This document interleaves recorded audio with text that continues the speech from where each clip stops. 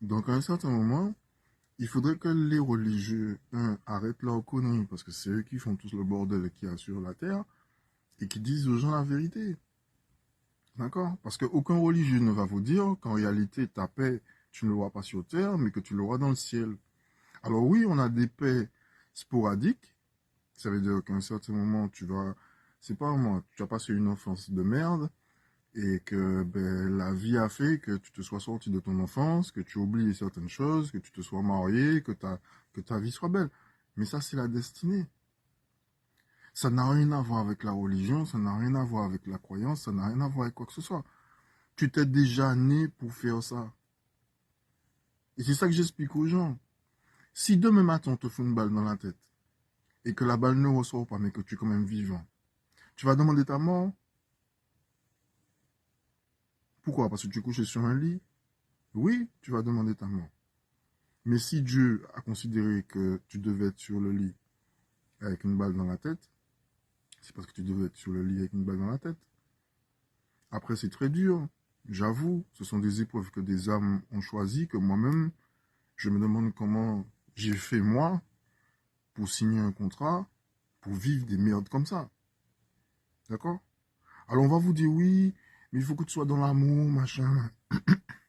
Alors je vous explique un truc, hein. Je suis dans l'amour de tout, mais pas de la merde. C'est comme ça. Ça veut dire qu'à un certain moment, je j'aime tout le monde. J'aime les oiseaux, j'aime la pierre, j'aime tout. Mais dès que ça me casse les couilles, j'ai envie de lui fendre la tête. Et c'est ça le truc. C'est que le malin a été assez malin pour vous faire croire que même en enfer, vous pouvez être heureux. Alors que la personne qui vit un enfer me dit s'il est heureux. Et s'il cherche à être heureux, quel est son moyen d'être heureux en restant dans l'enfer? Et ça marche pour toutes les situations. D'accord? Vous avez un ami qui vous casse les couilles toute la journée, qui dès qu'il a un problème, c'est vous, machin, hein? Par contre, quand c'est vous qui l'appelez, ou bien quand c'est vous qui essayez de discuter avec lui parce que vous avez des problèmes, il n'est jamais présent. D'accord? Mais vous, vous allez vous dire, moi, mais comme je l'aime bien, je vais rester avec lui. Donc en fait, vous décidez de rester dans l'enfer en espérant que vous aurez du bonheur. Le bonheur, d'accord, ne se trouve pas dans l'enfer. Et l'enfer peut être tout et n'importe quoi. D'accord? L'idée de se dire que des gens sont allés dans d'autres pays, changer la culture des autres pays, parce que, soi-disant, il y avait un Dieu unique et qu'il fallait croire en ce Dieu unique-là, et dire que le Dieu unique n'est même pas venu voir ni ces gens-là, ni d'autres personnes pour lui dire, faites ce que je suis en train de vous dire. Parce que quand Jésus parlait de son Père, il parlait pas à ceux qui faisaient du bien. D'accord? Il parlait pour ceux qui faisaient du mal. Parce que Jésus n'a jamais demandé aux gens de le suivre. D'accord? Quand vous êtes sur Instagram et que vous m'envoyez des messages pour me dire est-ce que tu peux liker ça? Est-ce que tu peux voter pour moi parce que j'ai un concours et tout? Je m'en bats les couilles. Je m'en bats les couilles. D'accord? Je le dis clairement, je m'en bats les couilles. Parce que quand je parle, je ne parle pas pour qu'on me suive. Je parle pour que chaque personne ait une conscience sur ce qui est en train de nous arriver tous ensemble. D'accord? Donc quand Jésus parle aux gens, il a jamais dit aux gens, je vous parle, maintenant vous pouvez me suivre. Ce sont les gens qui ont décidé de le suivre. Et lui-même, il était dépassé par ça parce qu'il brassait tellement de monde qu'on a voulu le décapiter. Et on l'a fait. Et on l'a fait. Donc, à un certain moment, il faut comprendre un truc. Vous voulez que les gens vous suivent en pensant que les gens, et ça je parle de la religion, en pensant que les gens, eh ben oui, eh ben ils vont vous aduler, ils vont croire en tout ce que vous dites, et que vous serez, voilà, les messagers, les prophètes et tout. Laissez-moi vous dire un truc, hein. Le dernier prophète qui a voulu voir Dieu, il en a perdu les yeux. D'accord? Il s'appelle Saint Thomas. Et aucun religieux va vous dire que, en voulant voir Dieu, il a perdu les yeux. Parce que quand Dieu est arrivé devant lui, sa lumière était tellement forte qu'il lui a cramé les yeux. D'accord? Ok?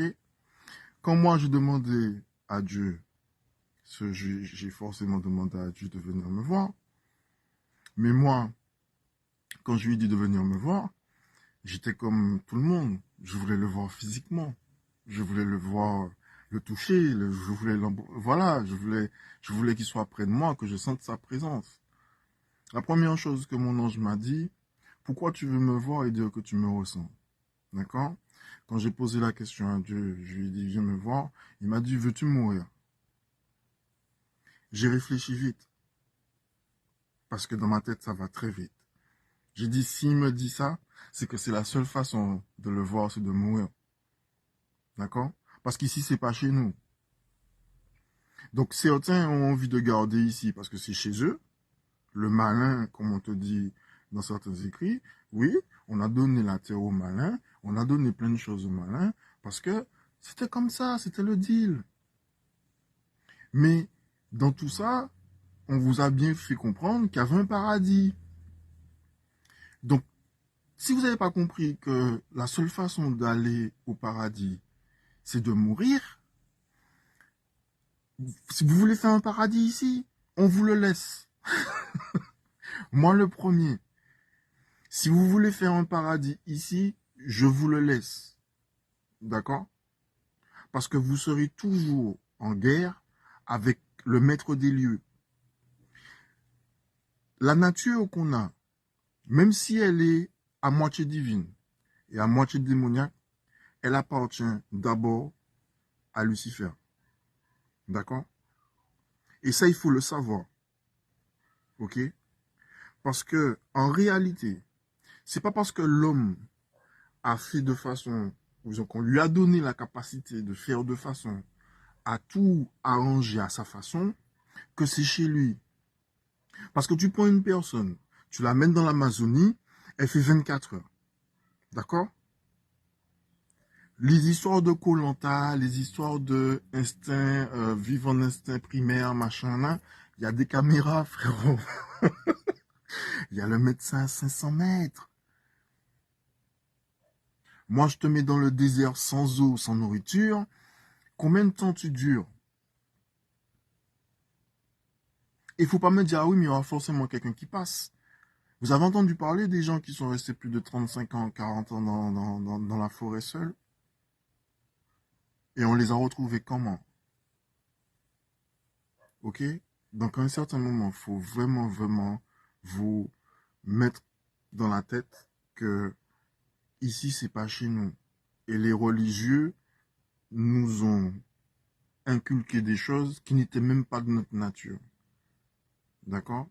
Alors, certes, c'est un choix de Dieu qui avait déjà prévu ça parce qu'il savait très bien que les cultes et les croyances de certains individus allaient amener l'homme à la perdition, comme le veau d'or, comme la croyance du dieu Baal, comme plein de croyances imbéciles, parce que le shaitan est tellement fort qu'il a réussi à prendre des esprits et des âmes dans son bordel.